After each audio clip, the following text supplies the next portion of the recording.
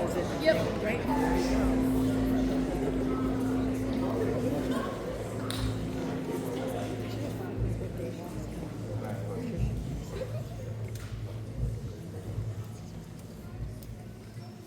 evening, and welcome to the Burns Performing Arts Center and Arlington High School's theater presentation of William Shakespeare's The Tempest. Before we begin, please take a moment to put cellular devices in airplane mode. For the safety of our actors, please refrain from flash photography. As a courtesy, there is only bottled water allowed in the auditorium. Now please, sit back and enjoy the show.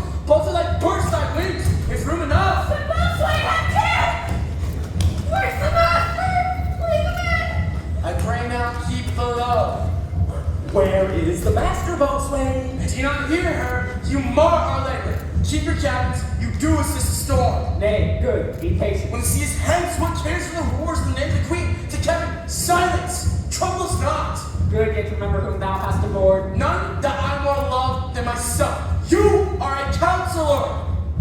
If you can't command the elements to silence and work the peace of the present, will not hinder up more. Use your authority! If you cannot, give thanks you've lived so long and make yourself ready in your cabins for the mischance of the hour, if you'll have. Surely, Mark! Mark, what I say? I have great comfort from this fellow, methinks he hath no drive. Gallows, stand fast, good fate to his hanging. Make his rope a destiny our cable for our own doctrinal advantage. If he be not born to be hanged, our case is miserable. Down to the top of the sky! Lower, lower! Bring your tribe within main course!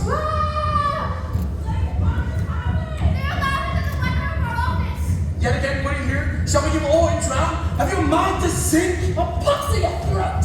You falling, blasphemous, incharitable dog! Weren't you then? Hey, girl! Hey, you whore son, insolent noisemaker! We are afraid to be drowned than thou art! I'll warrant him to drown, though the ship were no stronger than a nutshell and as leaky as an unstanched wench. Lay her hold, the hold! Bring her to main course. Off the sea again! Lay her off!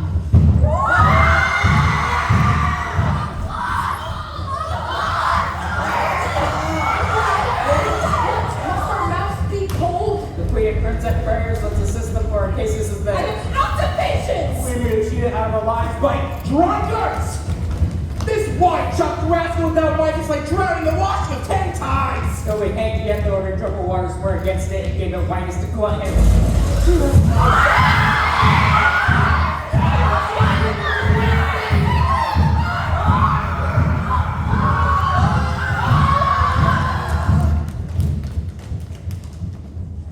Now I would give 1,000 furlongs of sea for an acre of barren ground, long heath, ground furs, anything. The wills above be done. I would fain die a dry death.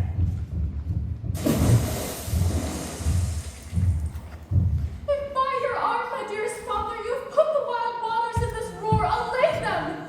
The sky, it seems, would pour down stinking pits, but that the sea, mounting to the welkin's cheek, dashes the fire out. Oh, I have suffered with those that I saw suffer.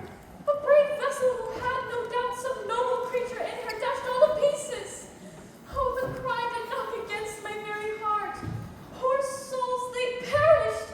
Had I been any god of power, I would have sunk the sea within the earth, or ere it should the good ship so have swallowed in the frauding souls within her. Be collected! No more amazement! Tell your pity's heart there's no harm done. Oh, woe the day! No harm! I have done nothing but in care of thee, my dear one, thee, my daughter, who art ignorant of what thou art. not knowing of whence I am, nor that I am more better than Prospero, master of a full porcelain, thine no greater father. More to know did never meddle with my thoughts. 'Tis time I should inform thee, father. Lend thy hand and pluck my magic garment from me. So, lie there, my art, wipe thou thine eyes, have comfort, for thou must now know, father. You've often begun to tell me what I am, but stopped and left me to bootless inquisition, concluding, stay, not yet. The hour's now come. The very minute bids thee open thine ear. Obey and be attentive. Canst thou remember a time before we came into this cell? I do not think thou canst, for then thou wast not out 3 years old. Certainly, sir, I can. By what? By any other house or person? Of anything the image? Tell me that hath kept with thy remembrance. 'Tis far off, and rather like a dream than an assurance that my remembrance warrants. Had I not 4 or 5 women once that tended me? Thou hast, and more, Miranda, but how is it this lives in thy mind? What seest thou else in the dark backward and abysm of time? If thou rememberest ere thou camest here, how thou camest here thou mayest. But that I do not. 12 years since, Miranda, 12 years since, thy father was Duke of Milan and the Prince of Power.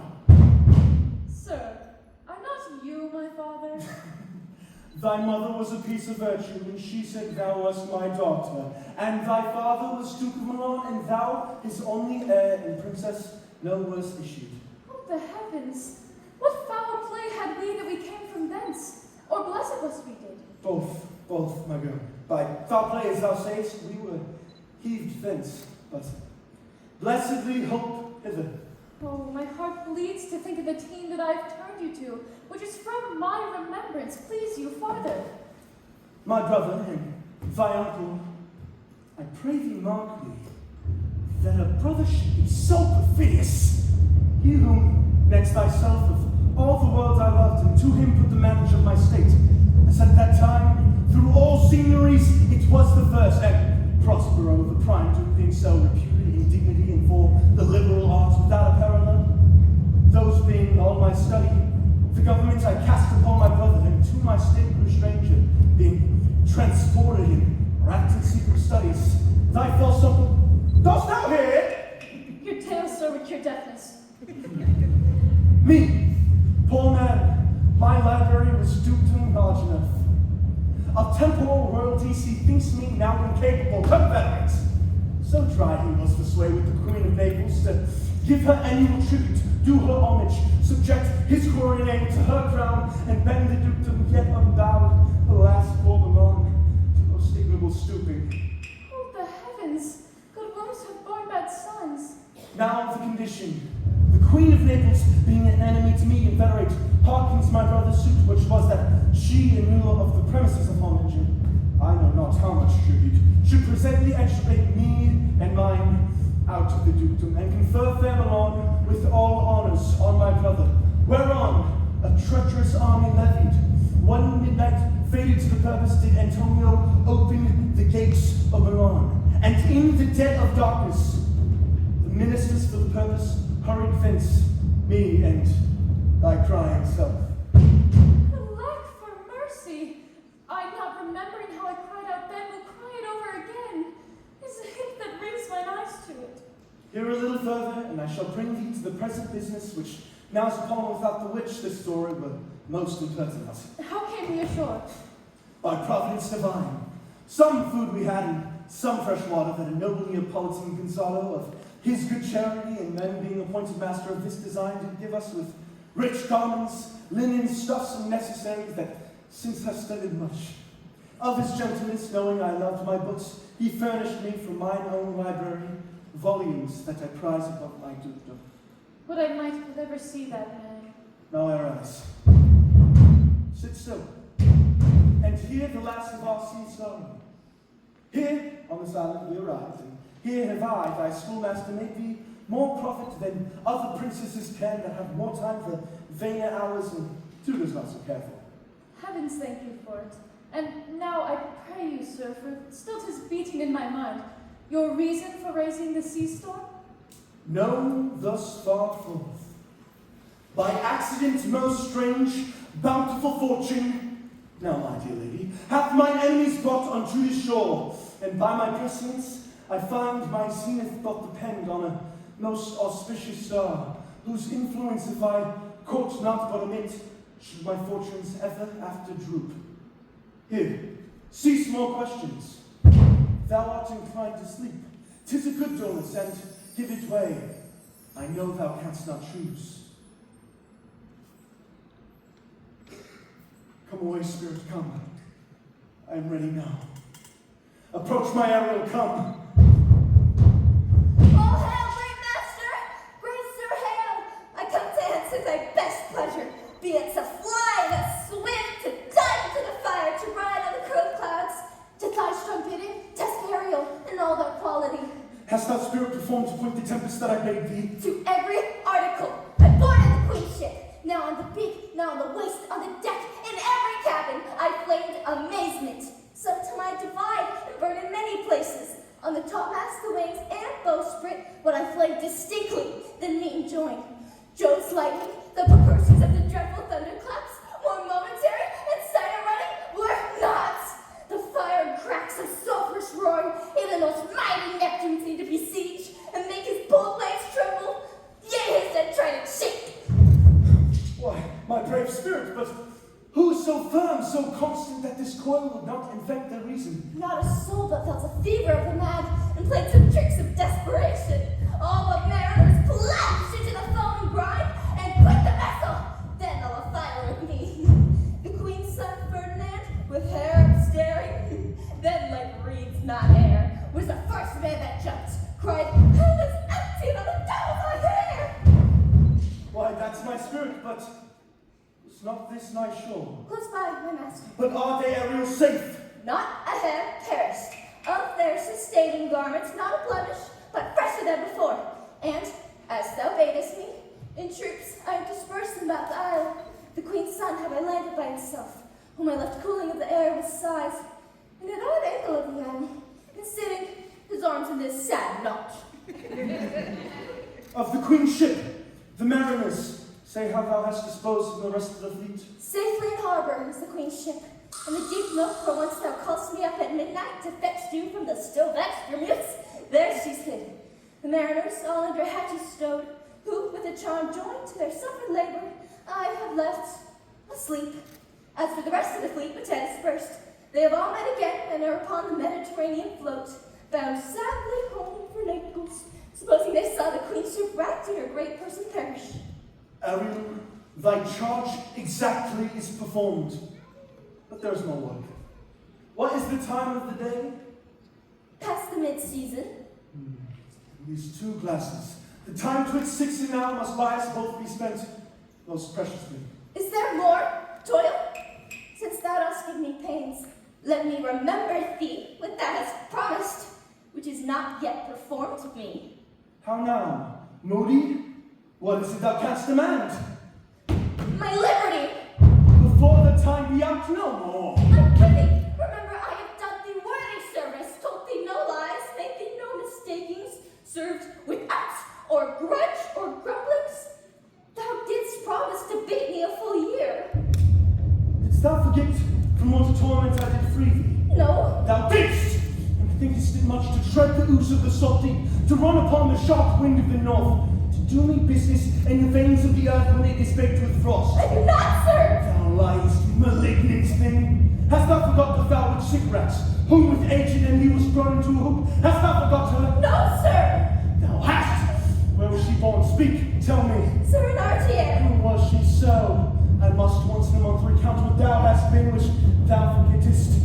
This damn witch Sycorax, for mischiefs manifold and sorceries terrible, to enter human hearing from Archia. Thou knowest was banished for one thing she did. They would not take her life. Is not this true? Aye, sir.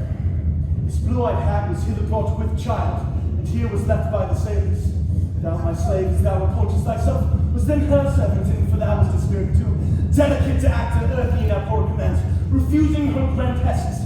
She did confine thee, by help of her more potent ministers, and in her most unmitigable rage, into a cloven pine, within which rift, imprisoned, once painfully remained a dozen years, within which space she died, and left thee there without its bent thy groans as fast as mill wheels strike.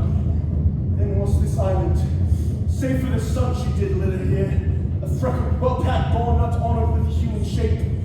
Yes, Caliban, your Don't son. think I say so. He that Caliban whom now I keep in service. Thou best knowest what to torment I could free thee. Thy groans of ever angry bears. It was tormented make wolves howl, and penetrate the breast to lay upon the damned, which Sycorax could not again undo. It was mine art, when I first arrived and heard thee, that made gape the pine and led thee out. I thank thee, master. If thou more murmurest, I will bend the oak and peg thee in its naughty entrails, till thou hast found away 12 princes. Pardon, master. I will be correspondent to command. Do my spiriting gently. Do so, and after 2 days, I will discharge thee. That's my noble master. What shall I do? Say what shall I do? Go, make thyself like a nymph of the sea, be subject to no sight but thine and mine, invisible to every eyeball else. Go take the shape, and come hither in it. Go hence with diligence. Awake, dear heart, awake. Thou hast slept well, awake. The strangeness of your story put heaviness in me. Shake it off. Come on, we'll go visit Caliban, my slave, who never yields us kind answer. It is a villain, sir, I do not love to look on. But as 'tis, we cannot miss him. He does make our fires, fetch in our wood, and serves in offices that profit us. What ho! Slave! Caliban! Thou art thou speak! There is wood enough within. Come forth, I say, there is other business for thee. Come thou tortoise when. Thou poisonous slave, got by the devil himself within thy wicked dam, come forth! As wicked do as ever, my mother thrust with a raven's feather and an unwholesome bed.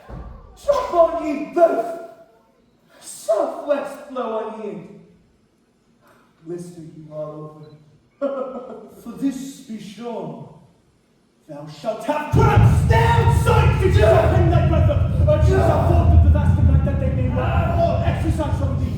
Thou shalt be pinched as thick as honeycomb, each pinch stinging more than the bees that made him.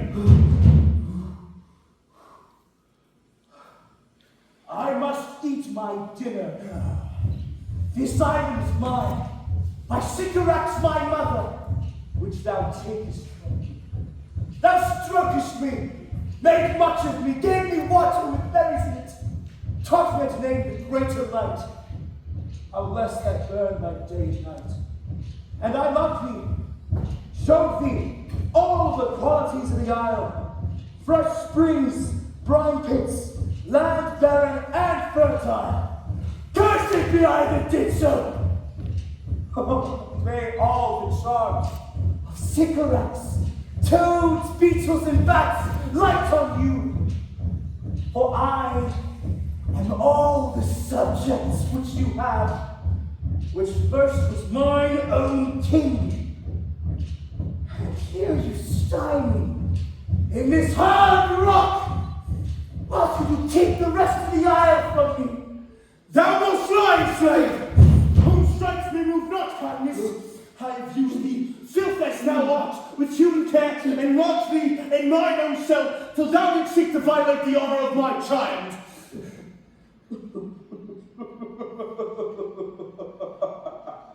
Oh, and would it have been done?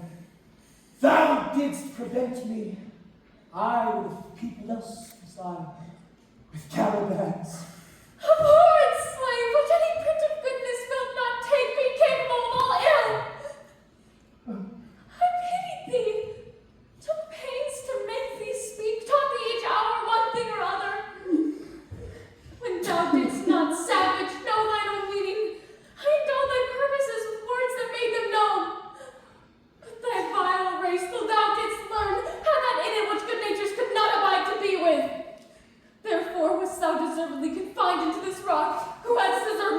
prison.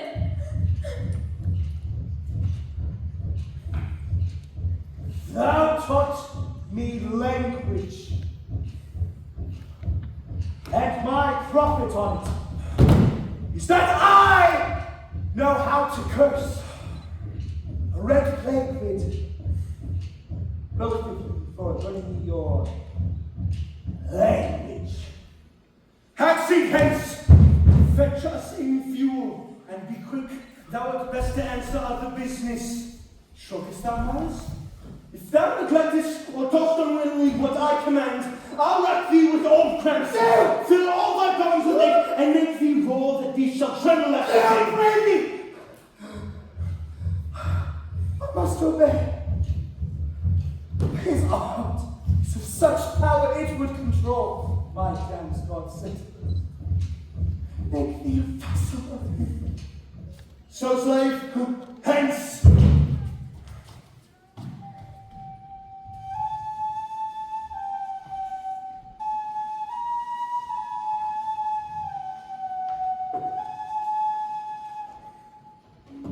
Come on to these yellow sands, and then take hands. Curtsy when you have and kiss the wild waves list. Foot it feely here and there, and sweet sprites bear the burden. The watchdogs bark. Hark, hark! I hear the strain of a strutting chanticleer cry cock-a-doodle-doo. Where should this music be? In the air or the earth? It sounds no more, and sure waits upon some god of the island. No. It begins again. Full fathom fine, thy mother lies. Of her bones are coral made. Those are pearls that were her eyes. Nothing of her that doth fade, but doth suffer a sea change into something rich and strange. Sea nymphs hourly bring her milk. Art thou yet? The ditty doth remember my drowned mother. This is no mortal business, nor no sound the earth owes. I hear it now above me. The fringed curtain of thine eyes advanced, and say what thou seest yond. What is it? A spirit? Lord, how it looks about. Believe me, sir, it carries a brave form, but 'tis a spirit. No, wench, it eats and sleeps, and hath such senses as we have such. This garret which thou seest was in the rack, and but is something stained with grief that speech is canker. You might as call him a goodly person. He hath lost his fellows and strays about to find him. I might call him a thing divine, for nothing natural I ever saw so noble. Goes on, I see, as my soul commands it. Spirit, fine spirit, I'll free thee within 2 days for this.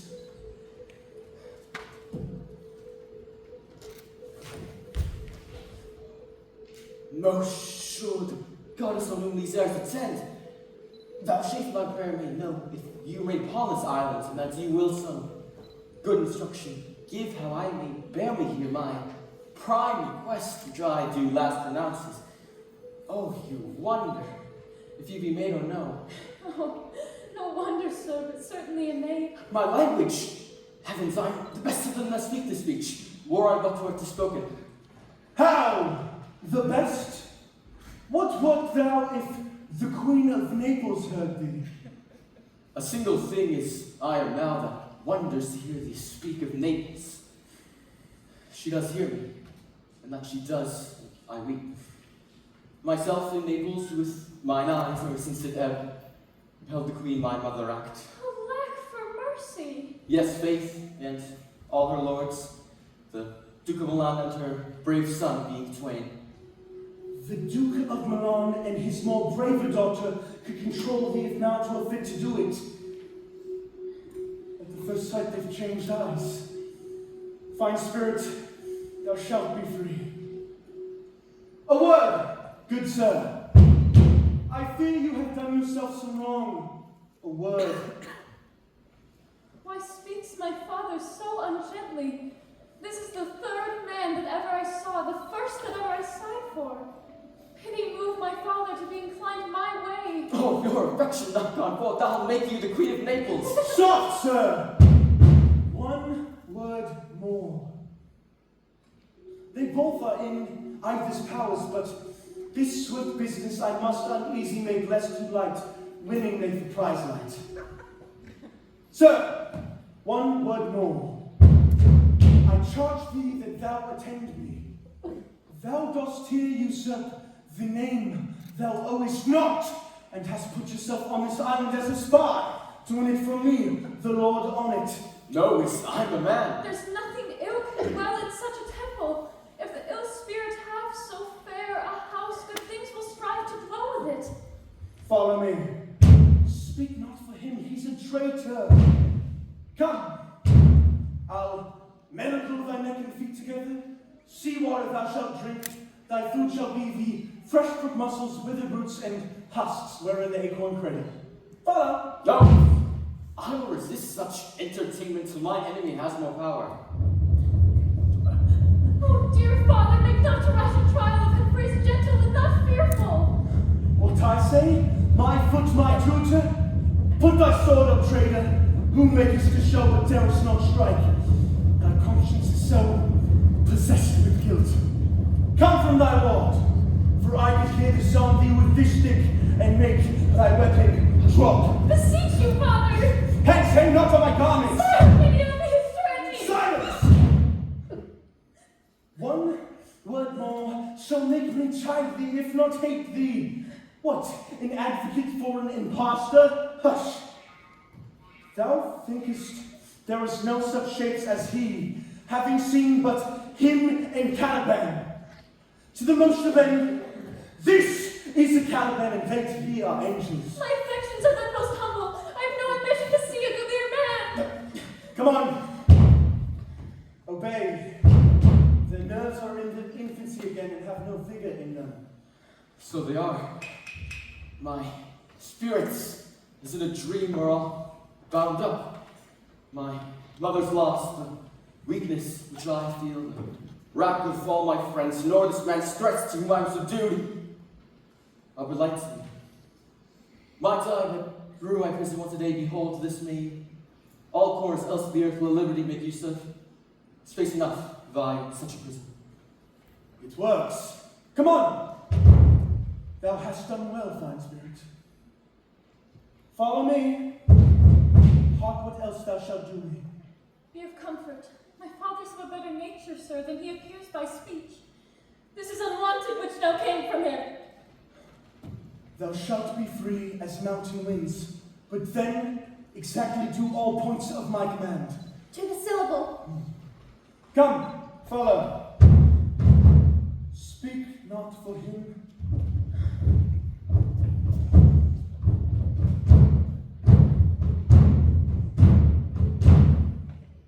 Beseech you, man, be merry. You have caused, so have we all, of joy. For our escape is much beyond our lusts. I mean, our preservation. Few in millions can speak like us. Then wisely, good man, weigh our sorrow with our comfort. Prithee, peace. She receives comfort like cold porridge. The visitor will not give her over so. She's winding up by the watch of her wit. By and by, it will strike. Man, One, tell. when every grief is entertained that is offered, comes to the entertainer. A dog. Dolor comes to her indeed, you've spoken truer than you purposed. You have taken it wiser than I meant you should. Therefore, my lady. I was Spendthrift is he of his tongue. I prithee, spare. Well, I have done but yet. You will be talking. Which of he or Adrian, for a good wager, first begins to crow? The old one. The cock. The waiter. Laughter. A match. Those islands So you're petty. uninhabitable and almost inaccessible. Yes. Yet, He could not miss it. it must needs be of subtle, tender, and delicate temperance. Temperance was a delicate way. Aye, and subtle as she most yearningly delivered. The air upon us here most sweetly. As if it had lungs. Or rotten ones. Or as 'twere perfumed by a fang. Here is everything advantageous to life.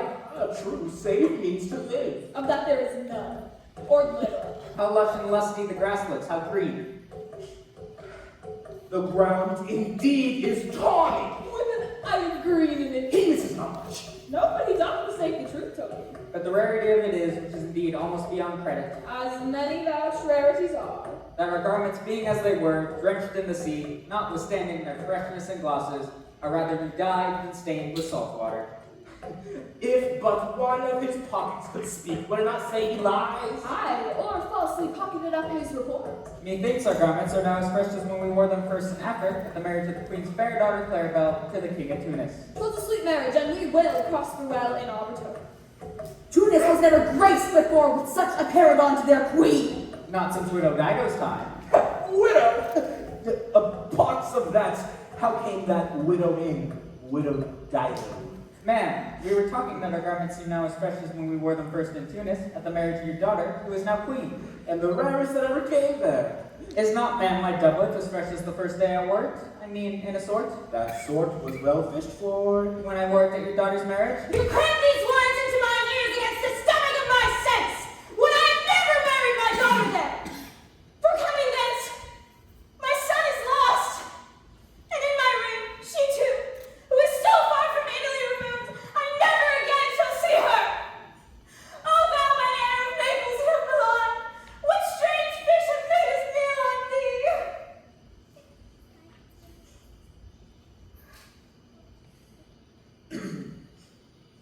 Ma'am, he may live.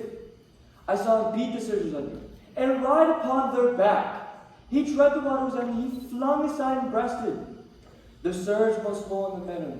His bold head bowed the contentious waves he kept, and oared himself with good arms and lusty strode to the shore, over his way worn by his boat. As stooping to relieve him, I not doubt he came alive to land.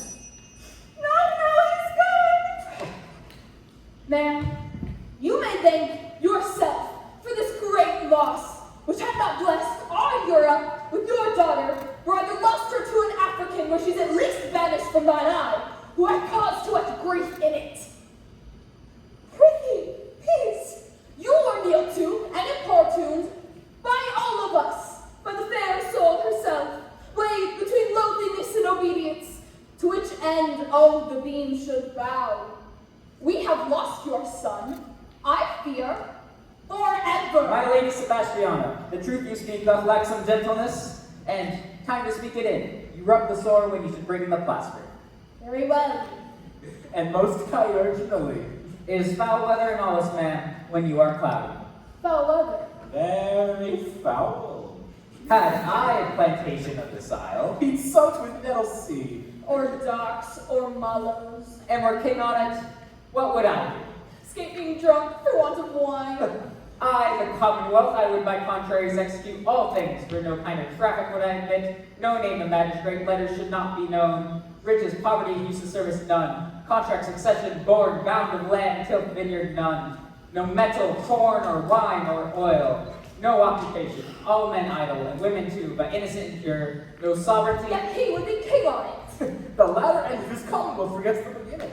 all things in common nature should produce without sweat or endeavor. Treason, felony, sword, knife, pipe, gun, and use of engine would I not have, but nature should bring forth its own kind of all poison, all abundance to feed my innocent people. What, no marrying among his subjects? None man, all idle whores and knaves. With such perfection would I govern, to excel the golden age. Save his majesty. Long live Gonzalo. And do you mark me, ma'am? Prithee, no more. Thou dost talk nothing to me. I do well believe, your highness, and did it to minister occasion to these gentle folk who are of such sensible and nimble lungs that they always used to laugh at nothing. 'Twas you we laughed at. Who in this merry fooling of nothing to you, so you may continue to laugh at nothing still. What a blow was there given! And it hath not fallen flat long. You are gentle folk of brave metal. You would lift the moon out of her sphere if she would continue in it 5 weeks without changing. We would so, and then go about howling. Nay, good my lord, be not angry. No, I warrant you, I will not adventure my discretion so weakly. Will you laugh me asleep, for I am very heavy? Go sleep and hear us. What? Also soon asleep? I wish mine eyes would with themselves shut up my thoughts. I find their inclined to do so. Please you, ma'am, do not omit the heavy offer of it.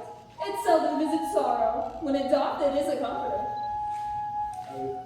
We too, my lord, will guard your person while you take your rest and watch your safety. Thank you. Why am I tired?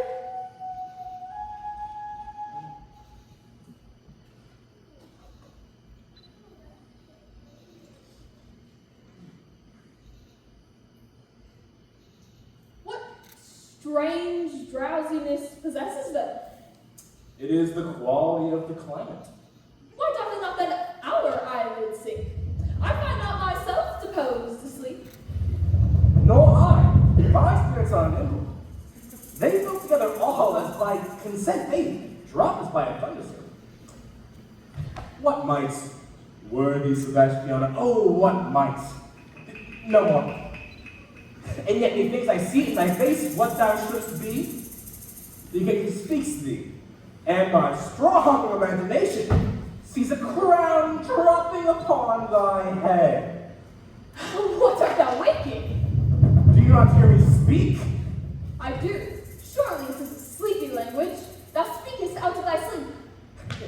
Ah, noble Sebastian, thou wouldst thy fortune sleep, die rather, winkest whilst thou art waking.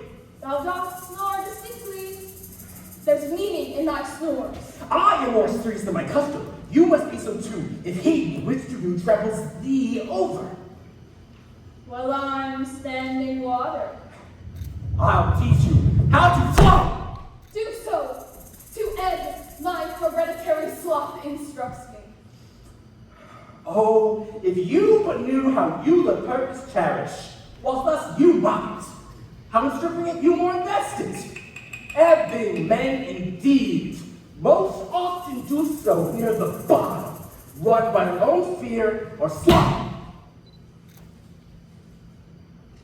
Prithee, say on. The setting of thine eye and cheek proclaim a matter of thee and of birth indeed, which throws thee much to yield. Thus made, although this lord of weak remembrance, this too shall be of as little memory when he is earthed, hath here almost persuaded, for he is a spirit of persuasion only professes to persuade. Ah, the queen, her son's alive! 'Tis as impossible that he is undrowned and she that sleeps here swims. Well, I have no hope that he's undrowned. Out of that no hope, what great hope have you? No hope that way. Is another way so high a hope that even ambition can pierce a wink beyond, but not discover there. Will you grant with me that Ferdinand is drowned? He's gone. Then who is the next heir of Naples? Clarabelle. Oh, she that is queen of Tunis, she that dwells 10 leagues beyond man's life. She that from Naples can have no notes, unless the sun repulse the man the moon was too slow, until newborn shins be rough and razorable. She that from whom we all were see swallowed, though some cast again, and by that destiny to perform an act where the past is prologue, and what's to come in yours and my discharge. What stuff is this? How say you?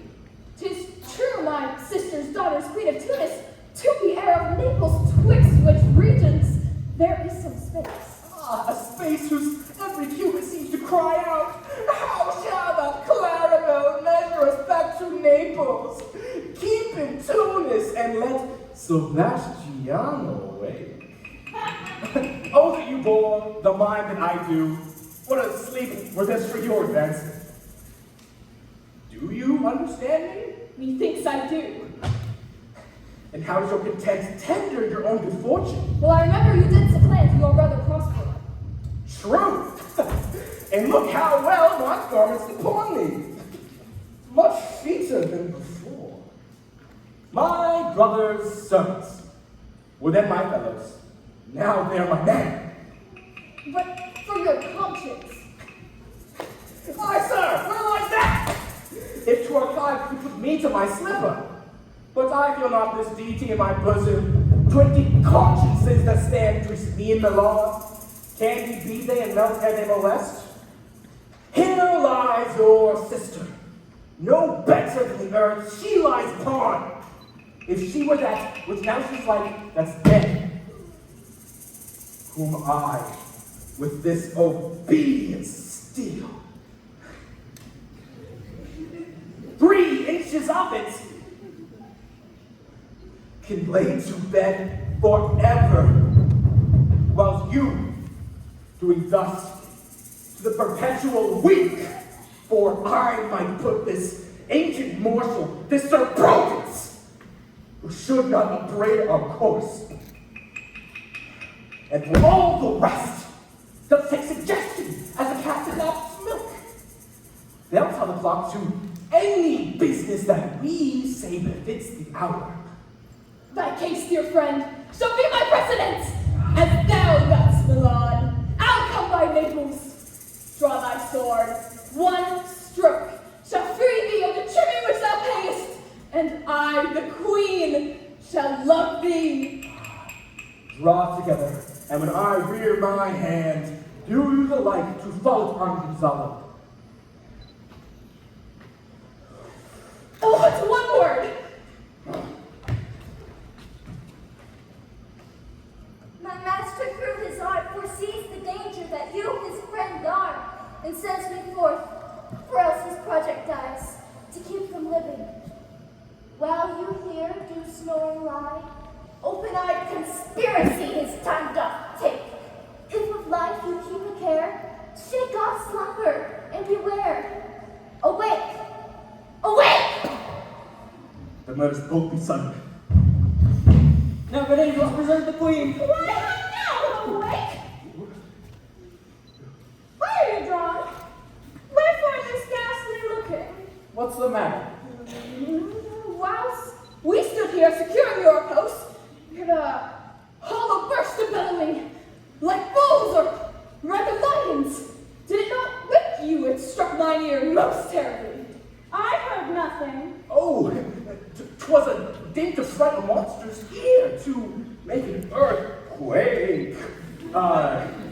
Sure it was the roar of a whole herd of lions. Heard you this, Gonzalo? Upon mine honor, man, there was a humming and a strange one of that too that did wake me. I shake you men and cried, when mine eyes opened, I saw their weapons drawn. There was a noise, that's verily. 'Tis best we stand upon our guard, or that we quit this place. Let's draw our weapons. Lead off this ground and let's make further search for my poor son. Heavens keep him from these beasts, for he is sure on the island. Lead away.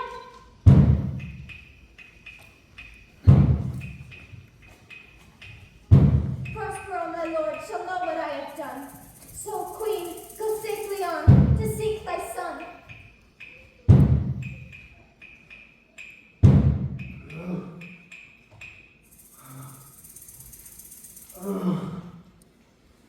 All the infections that the sun sucks up from bogs, fens, and flats on Prosper fall. And by inchmeal make him a disease. His spirits hear me, yet I needs must curse. Lo now, lo, here comes the spirit of his, to torment me for bringing wood slowly. Oh, I thought that, perchance, he won't mind me. Oh, he is neither bush nor shrub to bear off any weather at all. Another storm brewing, I hear it singing in the wind. Yon same black cloud, yon huge one. Looks like 1,000 barley. Shed his liquor.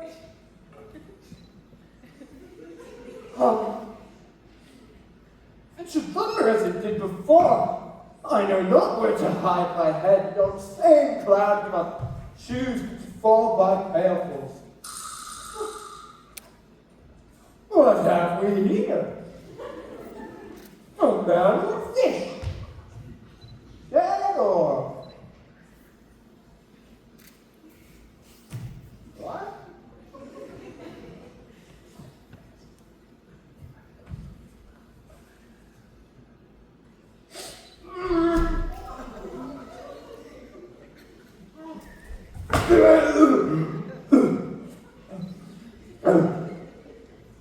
A fish. Smells like.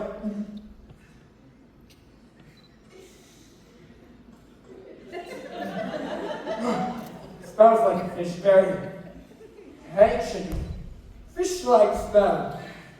That sort of love has been news, poor John. Strange fish. Were I in England now, as once I was, nothing but this fish painted. Not a holiday for them to give a piece of silver. Anyone just wants to make a man. Any strange beast there makes a man. When they would not give a doit to relieve a lame beggar, they would lay out 10 to see a dead Indian.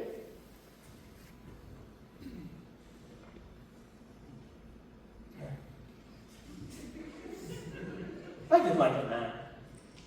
And his fins like arms, one the like shrub. I do now lose my opinion, hold it no longer. This is no fish, but an Islander who had recently suffered a thunderstroke.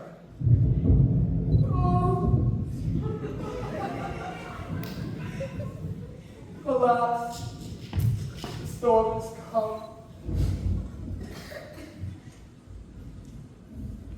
My best way is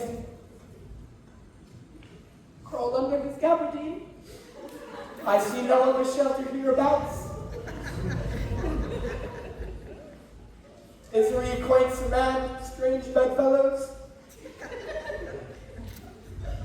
I shall be a shroud till the dregs of the storm be past.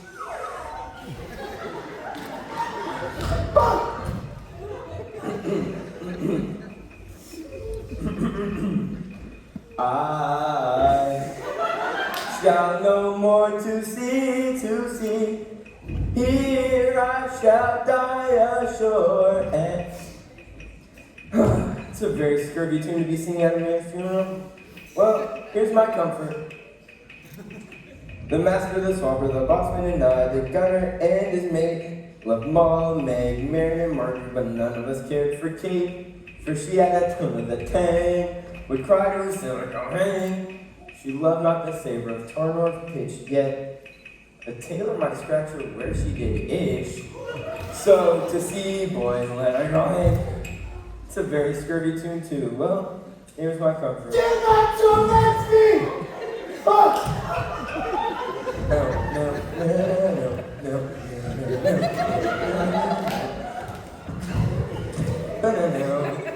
What's the matter? How many devils here? You play tricks upon us with savages of men, huh? Well, I am not a scheme drunk to be feared of you on your 1, 2, 3, 4 legs, or having it said, as proper a man who has ever walked on 4 legs cannot make him give ground, and it shall be said again, so as Stefano breathes ad nauseam. His spirit torments me.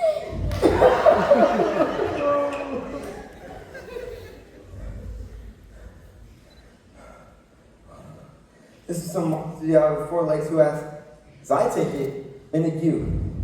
Where the devil should go on our language? Oh, give him some relief if it be but for that. If I can recover him and keep him tame, and get back to Naples with him, he'll be a present for any emperor who trod on Nice leather. Do not torment me. Prithee, I shall bring my wooden fast.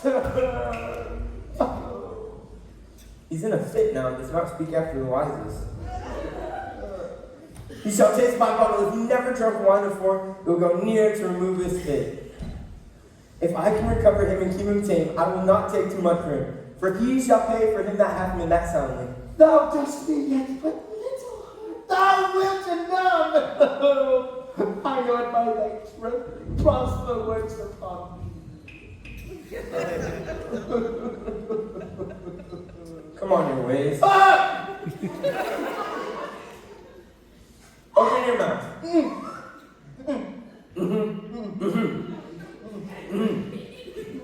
This is is that which will give you language, cat. This will shake your shaking. I can tell you that in that sound. You cannot tell who is your friend. Open your chaps again. I should know that voice. It should be. But he's drowned. And these are devils! Oh, defend me! 4 legs and 2 voices. A most delicate monster.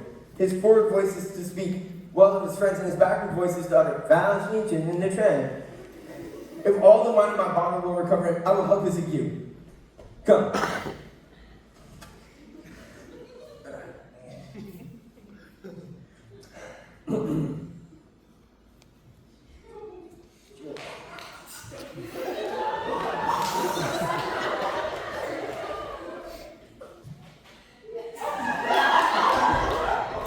Amen. I'll get something I have now. Stefano! Don't die that you cannot call me. Mercy, mercy, this is the devil, no monster. I will leave him. I have no monster. Stefano! If thou beest, Stefano, touch me and speak to me. For I am Trinculo, be not fear thy good friend. Trinculo!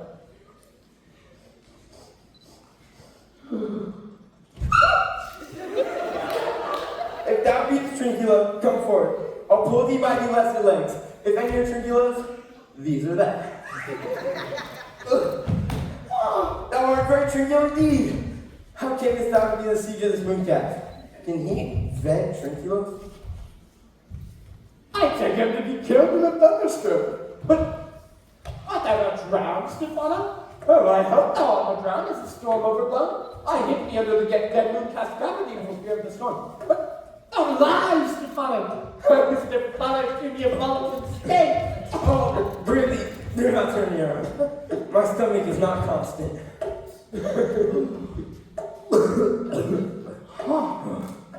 These be fine things. If they be not spirits, then that's a brave god. That bears celestial liquor. Oh, I shall kneel to him. How didst thou escape? How camest thou hither? Swear how thou camest hither. I escaped upon a bloody sacrifice and so have heaved overboard. By this bottle, which I made from the bark of a tree with mine own hands since I was cast ashore. I'll swear upon that bottle and be thy true subject, for that liquor is not earthly. Here, swear how thou escaped. Swum ashore, man, like a duck. I can swim like a duck, I'll be sworn. Thou canst swim like a duck, but art made like a goose. Oh, that's the photo. That's any more of this. The whole butt. My soul is in the rocks by the seaside where my wine is hid. How now, mooncalf? How does thine view? Oh, hast thou not dropped from heaven? Out of the moon, I do assure thee. I was the man in the moon one time was. Oh, I know thee, I adore thee. I know thee, and thy dog, and thy bush. Tommy. Swear to that. Kiss the book. I'll furnish it in on with new contents. Swear. Oh, that's good light. Yes. Shallow monster. I have feared of it. A weak monster. Well drawn, monster. In a good state. I am higher. I'll show thee every fertile inch of the island, and I'll be thy loyal subject. But pray thee be my God! By this light, the most drunk and perfidious monster, what is going to sing your rubbish bottle? I'll kiss thy feet, I'll be thy humble subject. Come on then. Down and swear. I shall laugh myself to death at this most puppy-headed monster. A most scurvy monster. I can find it in my heart to beat him. Come, kiss. But then the poor monster's in drink. An abominable monster. Oh, I'll pluck thee berries. I'll fish with thee. I'll get thee good enough. But a plague upon the tyrant which I serve. He makes it up. I shall fetch him. No more spirits, but serve thee, thou wondrous man. Most ridiculous monster! To be wonderful drunkard! Lead the way without any more talking. Trincula, the queen and all of us are company being drowned. We will have it here. Here, bear my bottle.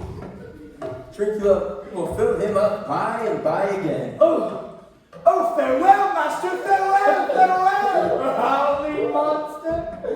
Drunken monster!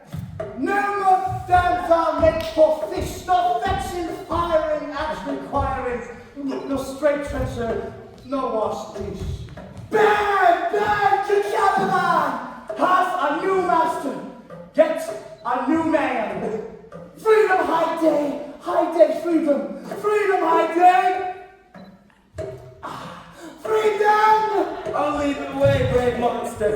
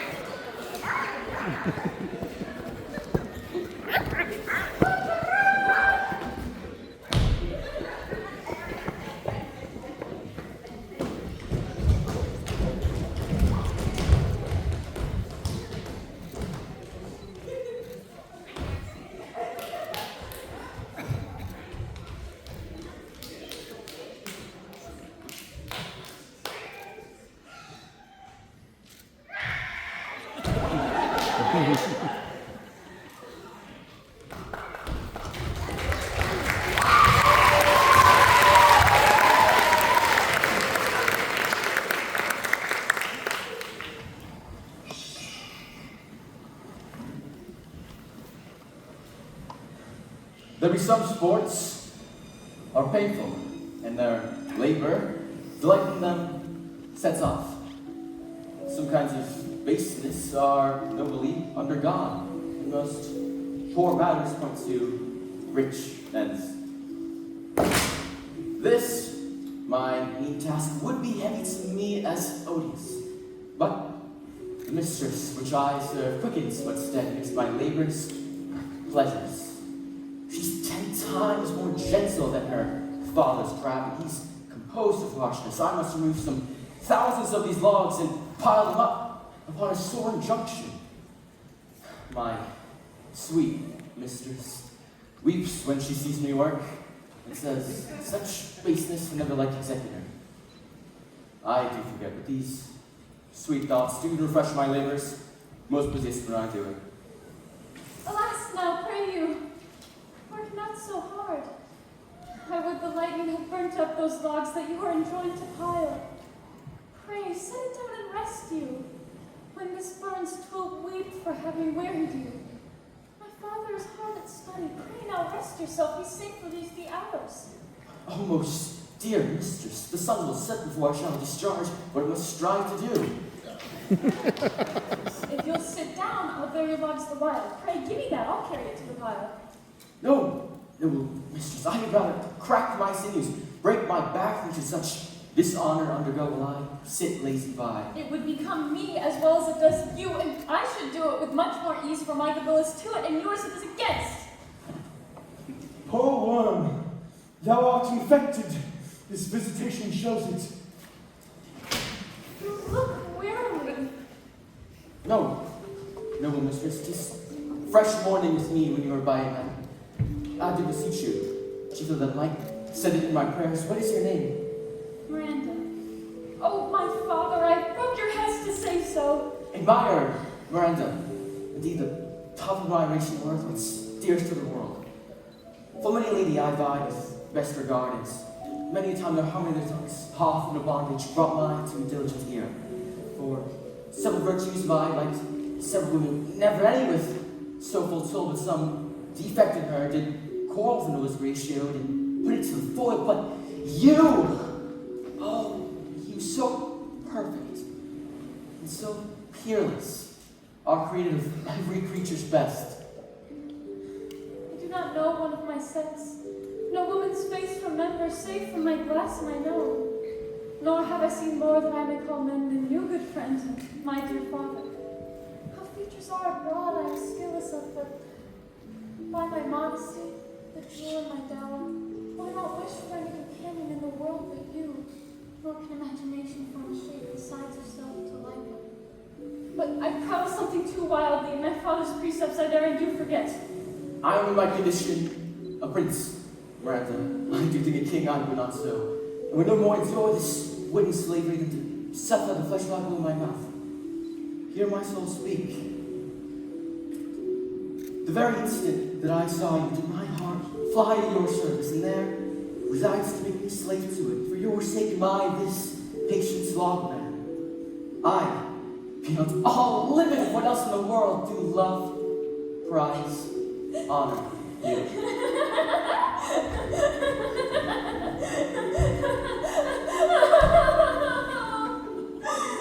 I am a fool to weep at what I am glad of. Fair encounter of two most rare affections. Heaven's rain grace on that which breeds between them. Wherefore weep you? At mine unworthiness, that dare not offer what I desire to give, and much less take what I shall die to want. But this is trifling, and all the more it seeks to hide itself, the bigger bulk it shows. Hence bashful cunning and prompt me, plain and holy innocence.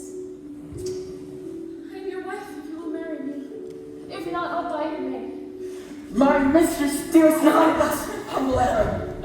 My husband then, I, with heart as willing as bondage and freedom, here's my end. and mine with my heart. And now farewell till half an hour hence. 1,000,000. So glad of this as they I cannot be who are surprised with home. But my rejoicing at nothing can be more. I'll to my book, for yet ere supper time must I perform much business appertaining.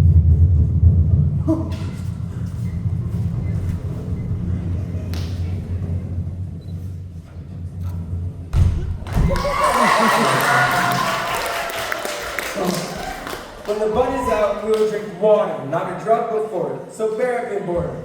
Serve me, monster, drink to me. Serve me, monster. The folly of this island! They say there's 5 upon this island. We are but 3 of them. The other 2 be brained like us. Escape, trouble! Monster, drink when I bid thee. Thy eyes are almost set in thy head. Where should they be set else? You were a brave monster indeed if they were set in this tale. My man monster hath drowned his tongue in sack. For my part, the sea cannot drown me. I swam here 35 leagues, off and on. By this light, he shall be my monster, my lieutenant, or my standard. Lieutenant, if you wish. He's no standard. Will not run, monster, you old monster. No God either, but you lie like dogs. And you say nothing either. Mooncalf, speak once in thy life if thou beest a good mooncalf. How does my noble, valiant master let me lick thy feet? I will not serve him. He's not valiant. Thou liest! Why, I am engaged to just for a constable. Was there ever a man of coward who has drunk so much sack as I today? Lo, how he mocks me. Wilt thou let him, my lord? Lord, quoth he, but amongst us should be such a natural. Lo again! Bite him to death, I prithee! Tranquilo, keep a good tongue in your head. If you prove to be immune here, the next tree. The poor monster's my subject, and he shall not suffer indignity. I thank thee, my noble lord. Wilt thou hearken once again to the suit I have made thee? Mary will I kneel and repeat it. I shall stand, and so shall Tranquilo. Aye, as I've told thee before, 'tis a tyrant which I serve, a sorcerer, that by his cunning hath cheated me of the island. Thou liest! Thou liest, thou jesting monkey, thou! I would, my valiant master would destroy thee. I do not lie. Tranquilo, trouble any more in this tale. By this hand, I'll supplant some of your teeth. Why, I've said nothing. Among them and no more. Proceed. Why, as I have told you before, 'tis a tyrant which I serve, which has taken this island from me. From me! He hath gotten it! If thy grace shall do it, wilt thou destroy him? For I know thou darest not. This thing dare not. That's most certain. Thou shalt be lord of it, and I will serve thee. How now shall this be compassed? Canst thou take me to the party? Aye, that I will. I'll yield him to your sleep. But there, thou mayest knock a nail into his head. Thou liest! Thou canst not! What a pied ninny this is. Thou scurvy patch. Tranquilo, run into no further danger. Interrupt the monster one more time, and by this hand I'll turn Mercy out of the doors and make a stockfish of thee. Why? I've done nothing. Didst thou not say he lied? Thou liest! Do I stop? Take thou that. As thou like this, tell me the lie another time. I'm not get the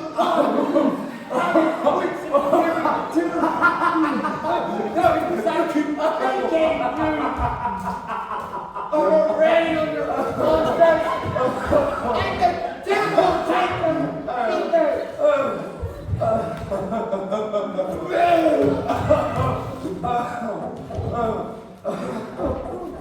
Prince, stand farther off. Come, proceed. Oh, beat him enough. And after a little while, I'll beat him too. Harmony! Come back here, stand farther.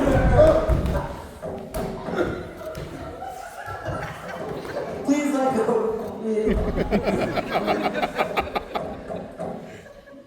As I've told you before, 'tis a custom of him in the afternoon to speak. There, thou mayst brain him with a rock, or punch him with a stick, or cut his wise head with thy knife.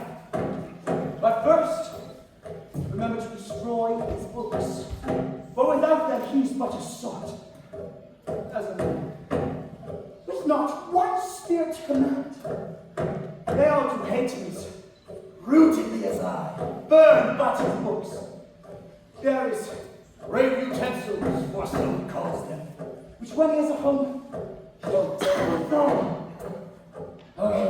But that most deeply to consider is the beauty of his daughter. He himself calls her unparalleled. But I have never seen quite a woman such as she, but my dad, Sycorax, said she. But she's far surpassing Sycorax, as greatest does least. Is it so? A brave lass? I shall become thy better warrant, and bring thee forth brave brood. Monster, I will kill this man. His daughter and I will be king and queen, save our graces. Thyself and Tranquilo will become viceroys. Tranquilo, dost thou like the plot? Good. Give me your hand. Hop, two.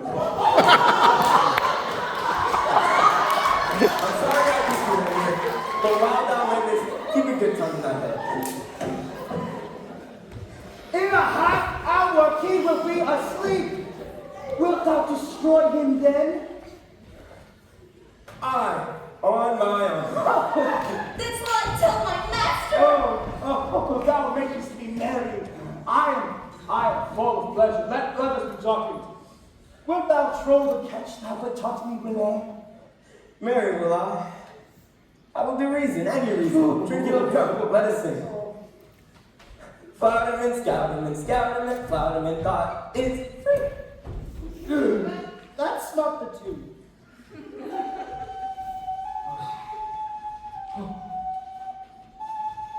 What is this saying? The tune of a catch, played by the picture of nobody. If thou beest the man, show thyself in thy likeness. If thou beest the devil, take it as how thou livest. Oh, forgive me my sins! He who dies pays all debts. I defy thee, mercy upon us. Art thou feared? No, not I. Be not afeard. This isle is full of noises, sounds and sweet airs that give delight and hurt not. Sometimes 1,000 twinkling instruments will hum about my ears, and sometimes, when I wake from sleep, will make me sleep again. And then in dreaming, the clouds methought would open and show riches ready to drop upon me. That when I awaken, I had cried to dream again. This shall prove a brave kingdom to me, where I can have my music for nothing. When Prospero is destroyed, That shall be by and by. I remember the tale. the sound is going away. Let's follow it and after it's over. Lead the way, monster, we'll follow. I wish I could see this taper. He lays it on.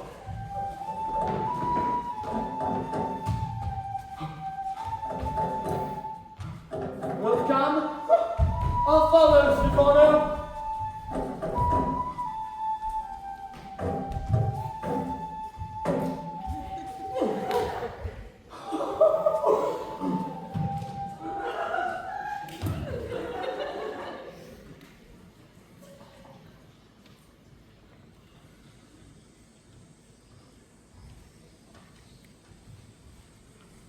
If I were elected, I could go no further, man. My old bones ache me. Here's a maze trodden deep through forthrights and meanders. By your patience, I needs must rest me. Oh Lord, I cannot blame us thee, who am myself attached to the weariness, to the dulling of thy spirits. Sit down and rest. Even here I will put off my hope, and keep it no longer for my flatterer. He is drowned, whom thus we stray to find, and the rude sea mocks our frustrate search on land. Well, let him go.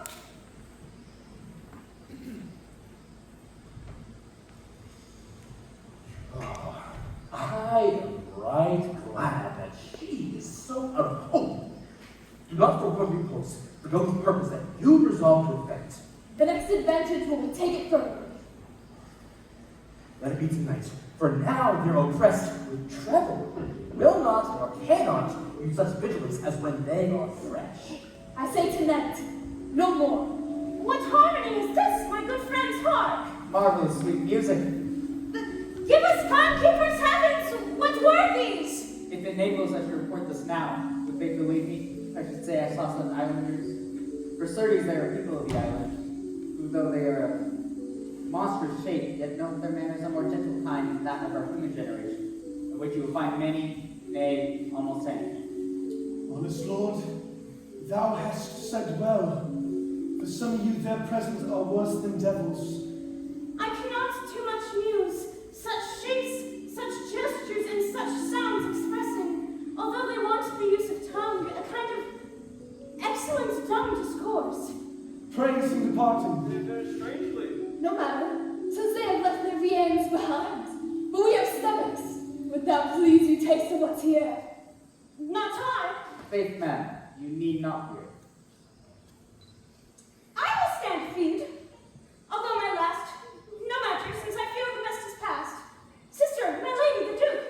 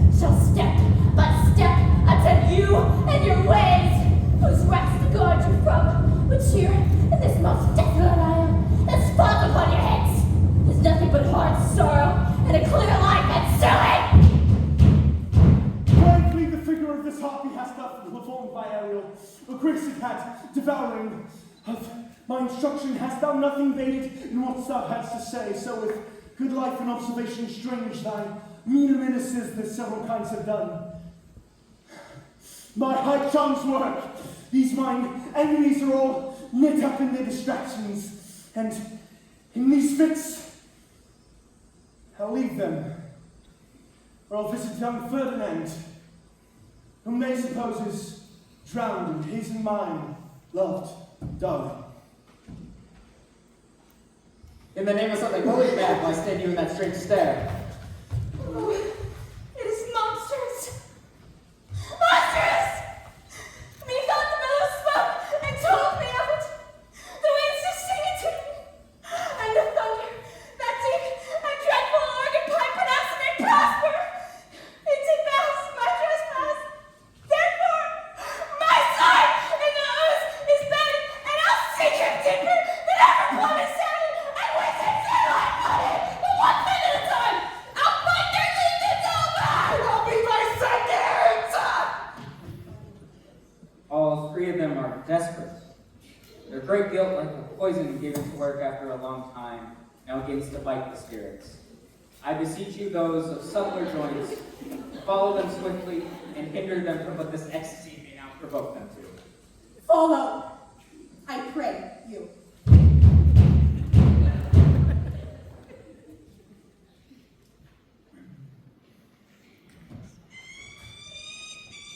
If I have too austerely punished you, your compensation makes amends. For I have given you here a third of mine own life, or that for which I live. Who once again I tended to thy hand. All thy vexations were but my trials of thy love, and thou hast strangely stood the test. Here, afore heaven, I ratify this, my rich gift.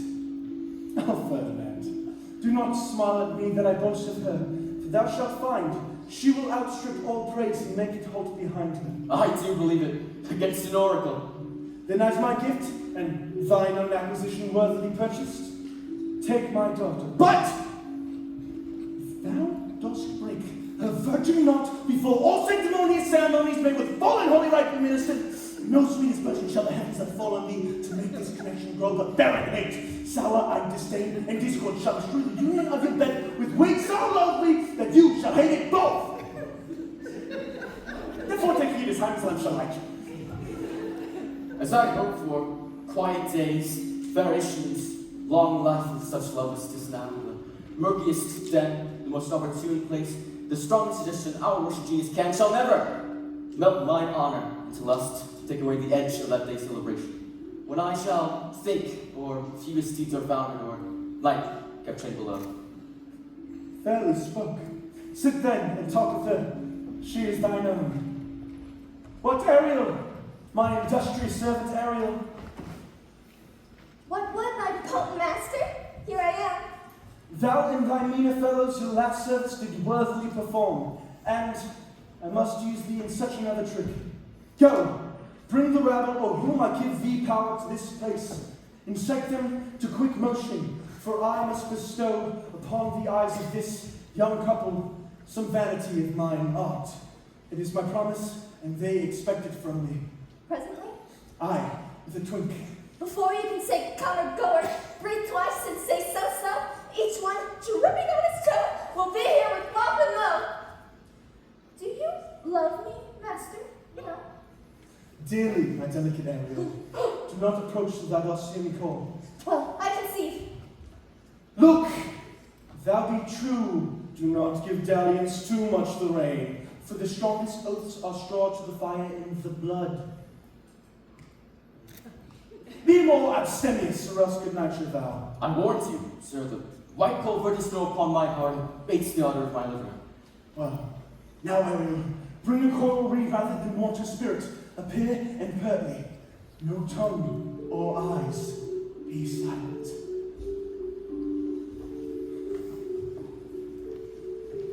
Ceres, most bounteous lady, thy rich lees of wheat, rye, barley, vetches, oats, and peas, thy turfy mountains where live nibbling sheep and flat meads thatched with stover them to keep, Thy banks with peonied and twilly brims, which spongy April at thy hesper trims, to make cold nymphs chaste crowns, and thy broom groves, whose shadow the dismissed bachelor loves. Being last lorn thy pole-clipped vineyard and thy sea marge, whose sterile and rocky heart, where thou thyself dost air, the queen of the sky, whose watery arch and messenger and eye, bids thee leave these, and with her sovereign grace, on this grass plot, in this very place, to come and sport her peacock's fly mane. Approach, rich Ceres, her to entertain. Hail, many-colored messenger, that never dost disobey the wife of Jupiter, and who with thy saffron wings upon my flowers diffused honey drops, refreshing showers, and with each end of thy blue bow dost crown my bosky acres and my unshrubed down. Rich scarf to my proud earth, why hath thy queen summoned me hither to the short grass green? A contract of true love to celebrate, and some donation freely to a state on the blessed lovers. O heavenly bow, if Venus or her son, as thou dost know, do now attend the queen, since they did plot the means that dusky dis my daughter got, her and her blind boy's scandaled company I have forsworn. Of her society be not afraid. I met her deity cutting the clouds towards Paphos, her son doth draw with her. Here thought they to have done some wanton charm upon this man and maid, whose vows are that no bedright shall be paid, till Hymen's torch be lighted, but in vain. Mars' hot beam has returned again, her wash-fish-headed son has broke his arrows, swears he will shoot no more, but play with sparrows, and be a boy right out. Highest queen of states, great Juno comes, I know her by her gait. How does my bounteous sister? Go with me to bless this twain, that they may prosperous be, and honored in their issue. Honors, riches, marriage, blessing, long continuance and increasing, hourly joys be still upon you. Juno sings her blessings on you. Earth's increase, boys in plenty, barns and garners never empty, vines with clustering bunches growing, plants with goodly burden bowing. Spring come to you at the farthest, and the very end of harvest. Scarcity and want shall shun you. Ceres' blessing so is on you. This is a most majestic vision, and harmonious charmingly. May I be bold to think these spirits? Spirits, which by my art I have from the confines called to enact my present fancies. Let me live here ever so rare, I wondered, father and wife, makes this place paradise. Sweet now silence, Juno and Ceres whisper seriously. Be hush, mute, or else our spell is marred. You nymphs called naiads of the windring brooks, with your sedge crowns and ever harmless looks, leave your crisp channels and on this green land, answer your summons, Juno does command. Come, temperate nymphs, and help to celebrate a contract of true love. Be not too late. You sunburnt sicklemen of August weary, come hither from the furrow and be merry. Rye straw hats put on, and these fresh nymphs encounter everyone in country footing. I forgot the foul conspiracy of the beast Caliban and his confederates against my life. The minute of the plot has almost come. Well done. Avoid. No more! This is strange, father, that some passion that works so strongly. Never till this day saw I touched with anger so distempered. You do look, my son, in a moved sort, as if you were dismayed. Be cheerful, sir. Our revels are now ended. These are actors, as I foretold you, were all spirits and melted into air, into thin air. And much like the baseless fabric of this vision, the cloud-capped towers, the gorgeous palaces, the solemn temples, yea, the great globe, all which it inherit, shall all dissolve. And much like this insubstantial pageant faded, leave not a rack behind. We are such stuff as dreams are made on, and our little life is rounded with sleep. Sir, I am vexed, bear not with my weakness. My old brain is troubled. Be not disturbed with my infirmity. If you be, please, retire to my cell and there repose. Return to our walk to still my beating mind. We wish you peace. Come with the thought. I thank thee, Ariel, come. Thy thoughts I cleave to. What's thy pleasure? Ariel, we must prepare to meet with Caliban. Art, my commanders. Say, where didst thou leave those varlets? I told you so. They were red hot with drinking. So full of valor, they smoked the air for breathing in their faces and beat the ground for kissing of their feet, yet always bending towards their project. And then I beat my tabor, at which, like unbacked colts, they pricked their ears, advanced their eyelids, and lifted up their noses as they smelt music. So I charmed their ears, that calf-like they my lowing followed through tooth, briar, sharp verses, pricking gorse and thorns, which entered their nostrils. At last, I left them in a filthy mantle pool beyond your cell, there dancing up to the chins, that the foul lake overstepped their feet. This was well done, my bird. Thou shape invisible, retain thou still. The trumpery in my house, go bring it hither, for stale to catch these bees. I go. A devil, a born devil, on whose nature nurture could not stick, on whom my pains, humanly taken, all lost, quite lost. And with age, his body uglier grows, so his mind cankers. I will plague them all, even to roaring. Come, hang them on this line.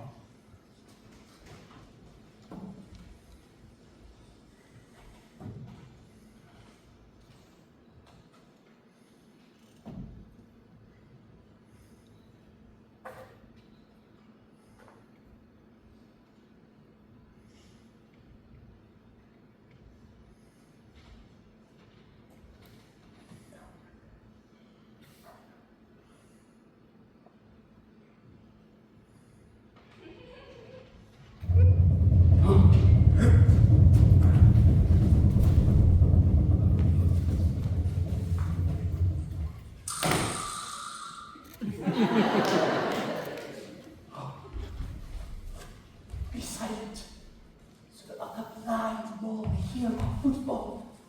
We are near his cell. Monster, this fairy which you say is a harmless fairy has done little better than play the jack with us. Monster, I do smell all bullshitness, at which my nose is in great indignation. So is mine, monster. Do you hear? If I should take a displeasure against you, look. Thou you would but a lost monster. Ah! Be quiet. For the prize I shall bring thee, if you are patient, shall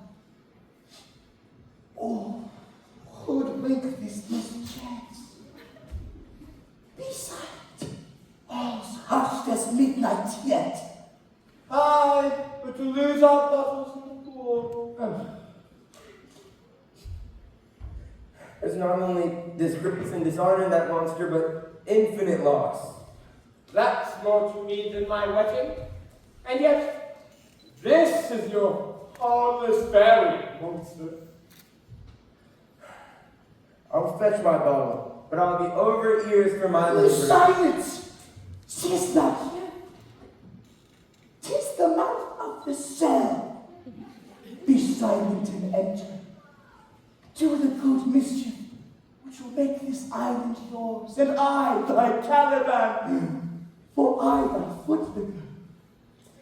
Give me thy hand, for I do begin to have bloody thoughts. Oh, King Stefano!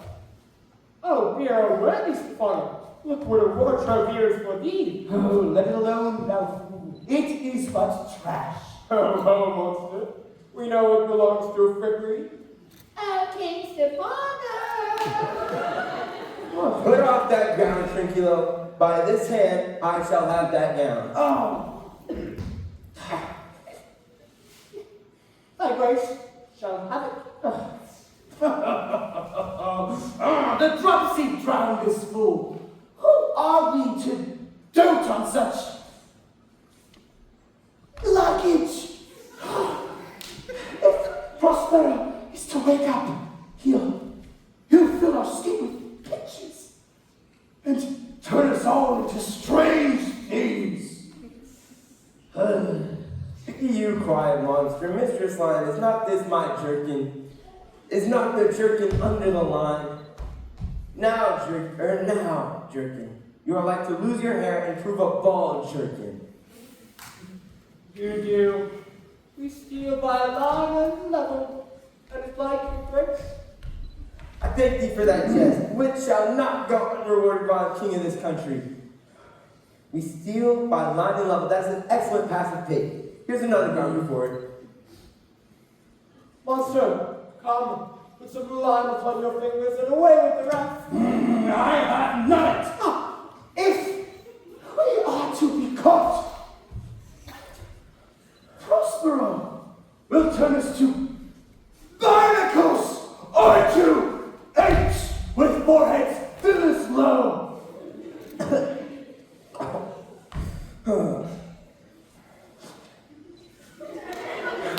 Monster, lay to your fingers and take this to where my hogshead of wine is hid, or I'll turn you out of my country. Go to, away. Carry this. And this. Aye, and this. And this. Hey, mountain hey! Fury, heartcome, that I will dare. Don't charge my goblins that they grind the joints with dragon convulsions, shorten the seas with ancient cliffs, more pinch-spotted make them than Pard or Catamountain. Let them be hunted soundly. At this hour, lie at my mercy all mine enemies. Shortly shall all my labors end, and thou shalt have the air and freedom. For a little, follow in doing business. Now does my project gather to a head. My charms crack not, my spirits obey, and time goes upright with his carriage. How's the day? On the 6th hour, at which time, my lord, you said our work should cease. I did say so when first I raised the Tempest. Say, Spirit, how fares the Queen and her followers? Confined together in the same fashion as you gave in charge, just as you left them all prisoners, sir, in the lime grove which weather friends yourself. They could not budge until your release. The Queen, her sister, and yours abide all three distracted, and the remainder mourning over them, brimful of sorrow and dismay. But chiefly him that you turned, sir, the good old Lord Gonzalo. His tears went down his beard like winter's drops of leaves and reeds. Your charm so strongly works them that, if you now beheld them, your affections would become tender. Dost thou think so, Spirit? Mine would, sir, were I human. And mine shall. Hast thou which art the air, a touch, a feeling of their afflictions, and shall not myself, one of their kind that relish all as sharply passion as they, be kindly moved than thou art? Though with their high wrongs I am struck to the quick, yet with my noble reason against my fury do I take part. The rarer action is in virtue than in vengeance. They being penitent, the sole drift of my purpose doth extend not a frown further. Go, release them, Ariel. My charms I'll break, their senses I'll restore, and they shall be themselves. I'll fetch them. Sir! I've bedimmed the noontide sun, called forth the mutinous winds, and twixt the green sea and ocean fault set roaring war. To the dread, rattling thunder have I given fire, and rifted Jove's stout oak with his own bolt. The strong base promontory have I made shake, and by this burst blocked up the pine and cedar. Graves at my command wake their sleepers, opened and led them forth by my so potent art. But this rough magic I here abjure, and by wing I require some heavenly music which even now I do to work mine end upon the senses that this airy charm is for. I'll break my staff, bury it in 7 fathoms of the earth, and deeper than did ever plummet sound, I'll drown my book.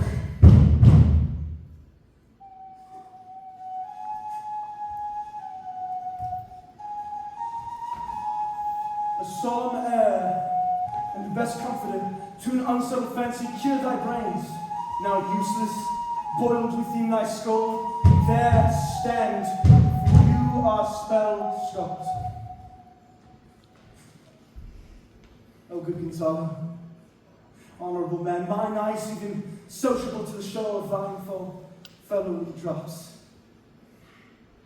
The charm dissolves apace, and as the morning steals upon the night, melting the darkness, so the rising senses begin to chase the ignorant fumes that mantle their clear reason. O good Gonzalo, my true preserver and a loyal sir, to him you followest, I will pay thy graces home, both in word and deed. Most cruelly didst thou, Alonso, use me and my daughter. Thy sister was a furtherer in the act. Thou wert pitched for now Sebastiana. Flesh and blood. You, brother mine, that entertained ambition, expelled remorse in nature, whom with Sebastiana, whose inward pinches therefore were most strong, would have killed your queen. To forgive thee, unnatural though thou art.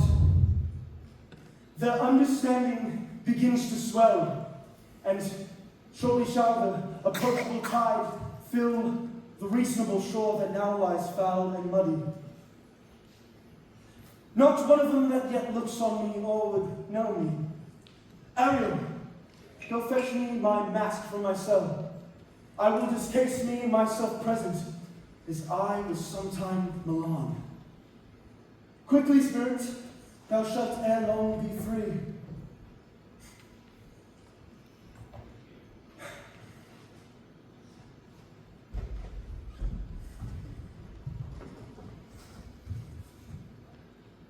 I drink the air before me and return, or ere your pulse twice beats. All torment, trouble, wonder, and amazement happens here. Some heavenly power guide us out of this fearful country. Behold, the rugged Duke of Milan. Prospero! For more assurance that a living prince does not speak to thee, I embrace thy body, and to thee in thy company I bid a hearty welcome. Whether this be is he or no, or some enchanted trifle to abuse me, as late I have been, I not know. Thy pulse beats as flesh and blood, and since I saw thee, the affliction of my mind amends, with which I fear a man has held me. This must crave, and if this be at all, a most strange story. Thy dukedom I resign, and do entreat thou pardon me my wrongs, but how should Prospero be living and be here? First, noble friend, let me embrace thine age, whose honor cannot be measured or confined. Whether this be or be not, I'll not swear. You do yet taste some subtleties of the isle that will not let you think things certain. Welcome, my friends all. But you, my brace of lords, were I so minded, I here could pluck her highness's frown upon you and justify you traitors. At this time I will tell no tales. The devil speaks in him! No! For you, most wicked sir, whom to call brother would even infect my mouth, I do forgive thy rankest fault, all of them, and require of thee my dukedom which perforce I know thou must restore. If thou beest Prospero, give us particles of thy preservation. How thou hast met us here 3 hours since were wrapped upon the shore, where I have lost. How shocked this point of remembrance, my dear son Ferdinand! I'm woe for it, man. Irreparable is the loss, and patient sense is past for cure.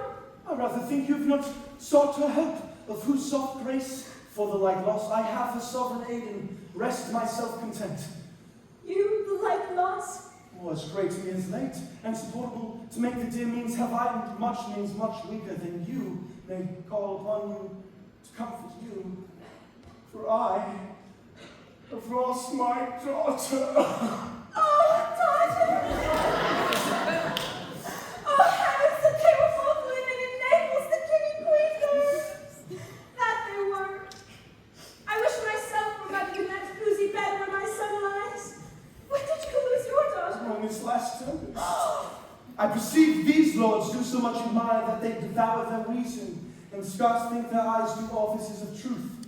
Their word is natural breath, but however so you have been jostled from your senses, know for certain that I am Prospero, and that very duke which was thrust forth of Milan, who most strangely upon this shore when you were at, was landed to be lord on it. But no more yet of this, for 'tis a chronicle of day by day, not a relation for breakfast, nor befitting this first meeting.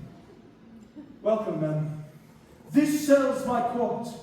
Here have I few attendants and subjects not broad. Pray look in. My dukedom, since you have given me again, I will requite you with as good a thing. At least bring forth a wonder to content ye, as much as me, my dukedom. Sweet lord, you play me false. No, my dearest love, I would not for the world. Yes, for a score of kingdoms you should wrangle, and I would call it fair play. Is this proof of vision of the island? One dear son shall I twice lose? A most high miracle. Though the seas spread and they are merciful, I have cursed them without cause. Oh, how the blessings of a glad mother compass thee about! Arise and say how thou camest here! Oh, Hector! How many goodly creatures are there here? How beauteous mankind is! Oh, brave new world that has such people in it!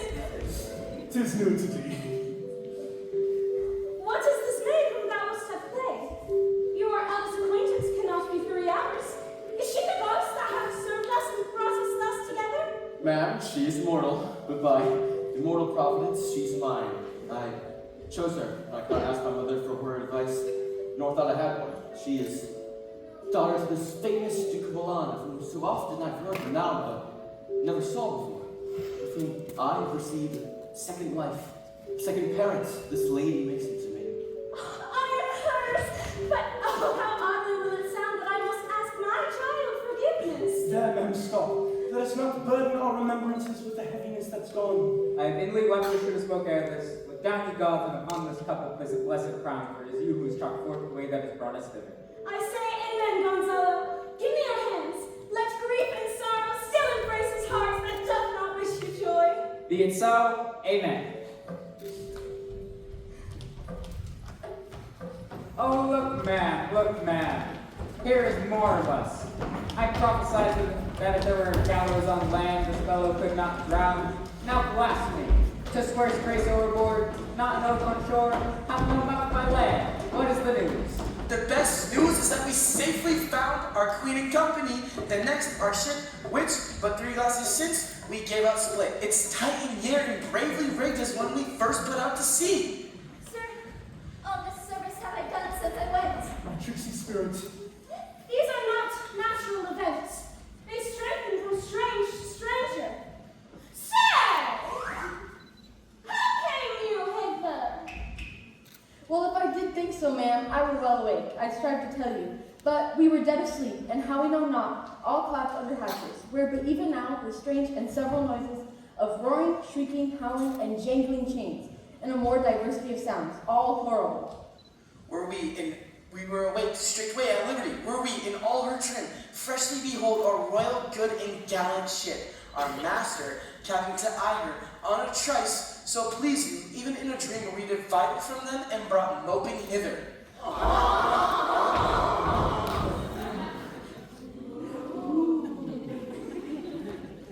What's well done? Bravely, my diligence. Thou shalt be free. This is a strange maze as ever been trod, and in this business more than nature ever conducts of. Some oracle must rectify our knowledge. Ma'am, my liege, do not infest your mind with beating on the strangeness of this business. At Pip's leisure, which shall be short, single I'll resolve you, which to you shall seem probable, of every these happened accidents. To one, be cheerful and think of each thing well. Now, spirit, set Caliban and his companions free, untie the spell. Say, how fares my gracious queen? There yet are some missing of your company. Some few odd lads you remember not.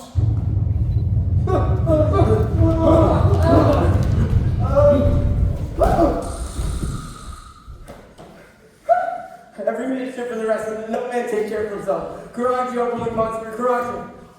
These be true spies which I wear in my head. Here's a goodly sight. Oh, Setibus! These be brave spirits indeed. How fine my master is. I'm afraid he will chastise me. What are these things, my Lord Antonio? Will none you buy them? Very like.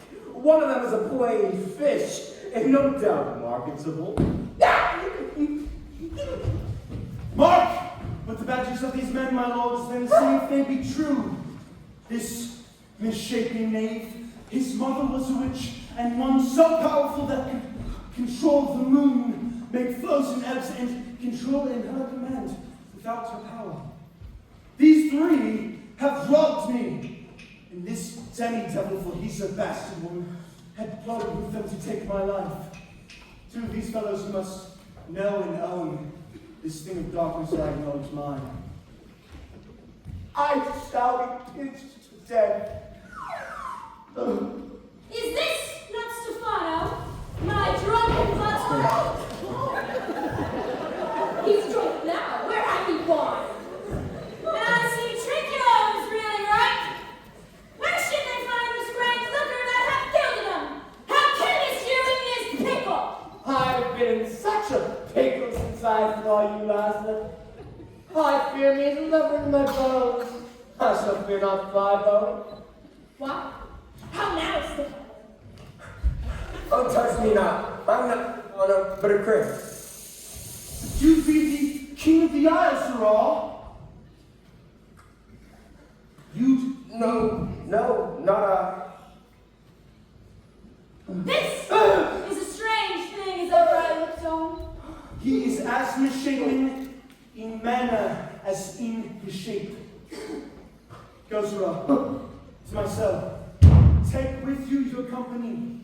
As you look to have my pardon, trim it handsomely. I bet I will, and I'll be right hereafter.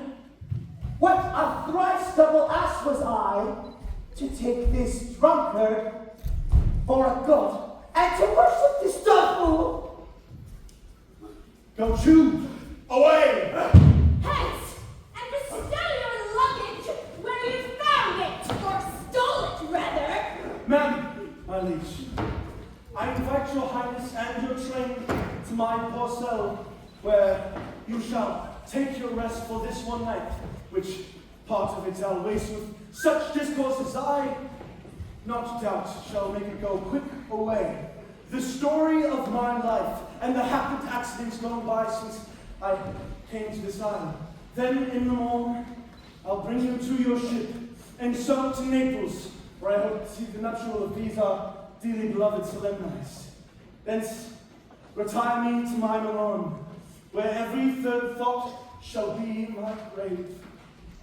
I long to hear the story of your life, which must take to the ear strangely.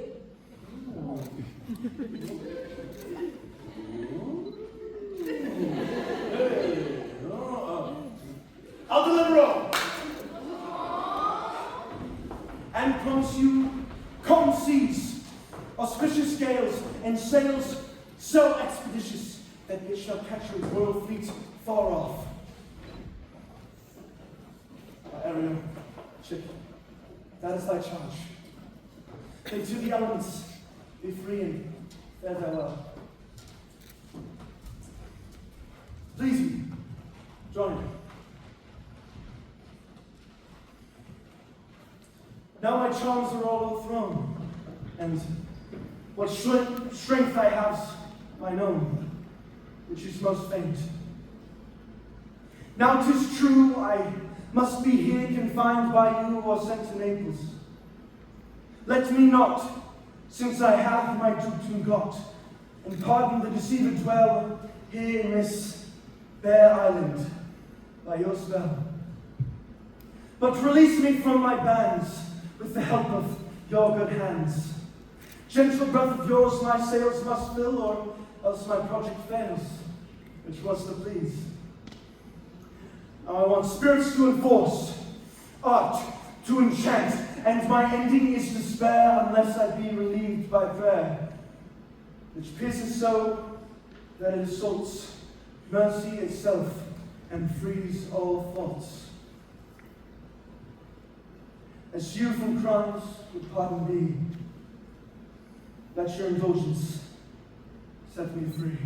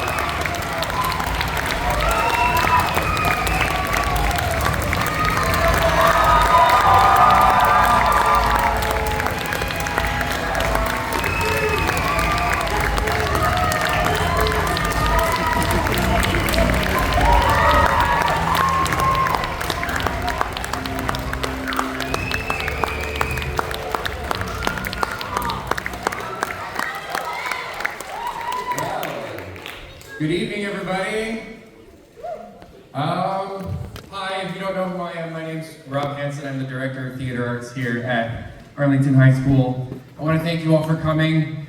We have a little itty-bitty tradition where this is the last night. This is our closing. This is the last time that this ephemeral piece of art will exist, and then it will be lost into the ether. So we want to honor those of us who this might be their last voyage with us. So if everybody can scoot back a little bit, everybody scoot back, you're gonna see how devastating that is for me in a moment, because can I have all of my seniors?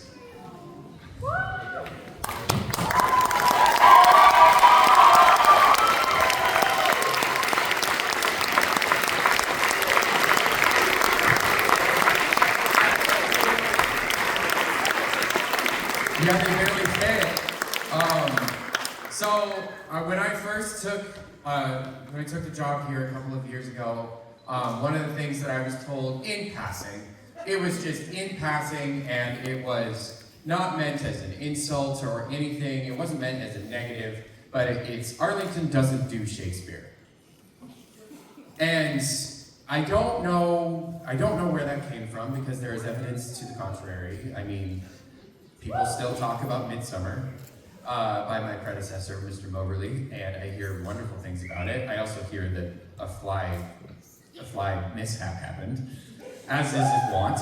But yeah, we do. Yeah, we do.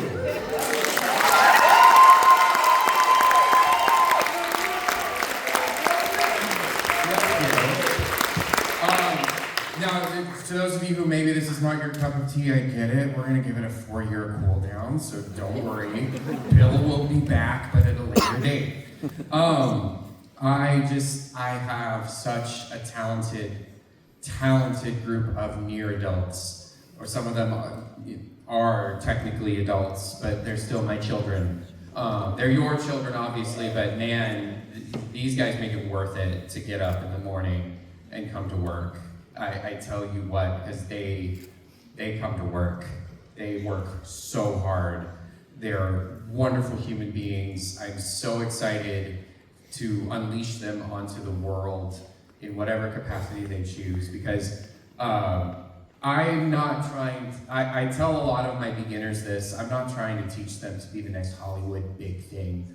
I'm not trying to teach them how to get onto Broadway. I'm just trying to teach them how to tell a good story.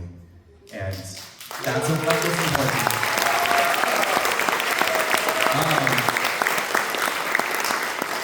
We would be here for another hour if I gave every single one of them a whole speech. So I'm going to try and make this as quick as possible. This crew, all of the people, all of the ninjas wearing black, this show runs itself. There are barely any adult hands on this show. Once 7 o'clock hits, it's kids. Kids are running the show, kids are calling the shots, kids are doing everything. We barely touch it. We just make sure that the microphones are secure and they have batteries. And that if there's something going wrong, that we are just there so that they can fix it. And we're just making sure that they're fixing it the right way and not doing any damage. And so the ones who wear black, I cannot do this without them, and I'm so privileged to work with such magnificent young people. And they have some fine leadership in the ones wearing black that I see before me. And they could not do this. They could not do this without your support, without the actors' support. And they really, I hope, feel like they are part of the family. So thank you, crew.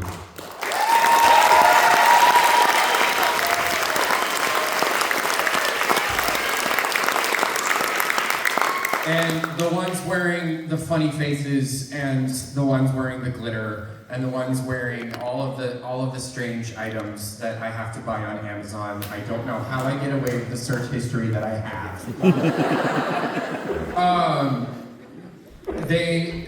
We auditioned back in the spring because we knew Bill was a tough cookie to nibble on. So we gave them the summer with their scripts, and as you can see, they dug in. It is a marvel what we have accomplished here, and I'm going to start crying. I'm so proud of all of you for doing what, in passing, and maybe not meant in a negative way, but someone said you couldn't do.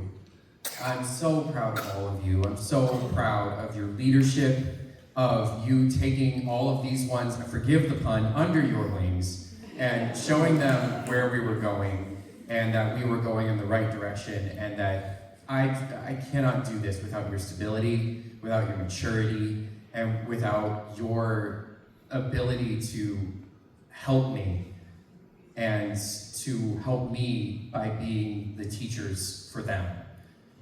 Because you've done a marvelous job, and I'm so bloody proud of all of you. And yeah, come see what these guys do with Into the Woods in a couple of months.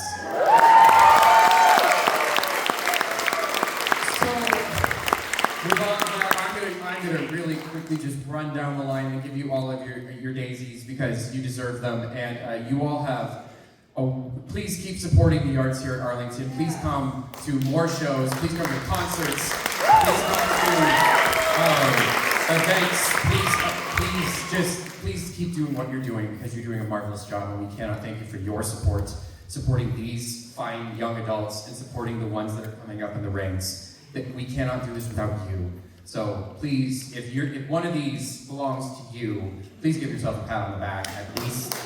And thank you all so much for coming. Thank you so much. I appreciate it all.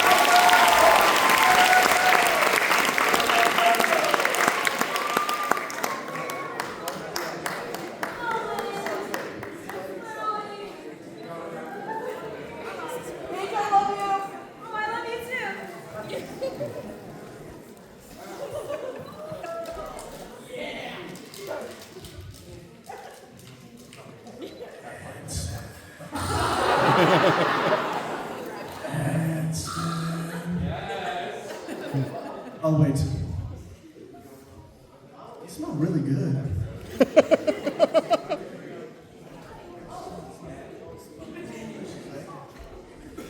Hi, Hansen.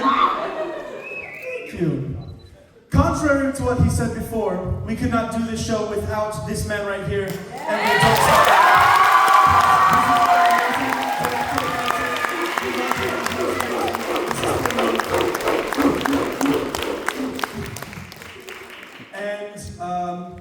We cannot say this enough. You are our director. You are chosen. You are loved by us. We love you so much, and you're amazing. So thank you so much for being the director you are and making this happen. This is amazing.